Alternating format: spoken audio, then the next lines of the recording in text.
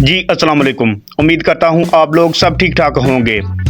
Pakistani team के vice captain और Islamabad United के कप्तान शादाब खान ने PSL 9 में एक अनोखा कारनामा सर अंजाम दे दिया। ये कारनामा पहले इंग्लैंड के रवि बोपारा और उसके बाद ऑस्ट्रेलिया के शेन वॉस्टन के पास था, लेकिन शादाब खान ने इन दोनों का रिकॉर्ड को तोड़कर अपने नाम ये रिकॉर्ड कर लिया। शादाब खान इस वक्त PSL 9 में अपनी बैटिंग और बॉलिंग के दम पर छाए हुए हैं। शादाब खान कारनामा सर अंजाम देने वाले पाकिस्तान के पहले खिलाड़ी बने हैं।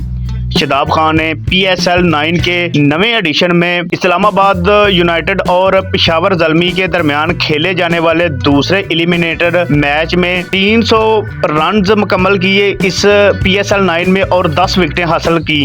ये कारनामा करने वाले ये पाकिस्तान के पहले खिलाड़ी बन गए हैं। तो अभी शादाब खान ने PSL का फाइनल भी मुल्तान सुल्तान के खिलाफ खेलना है। वो अपनी विकेटों और रन्स में इजाफा कर सकते हैं।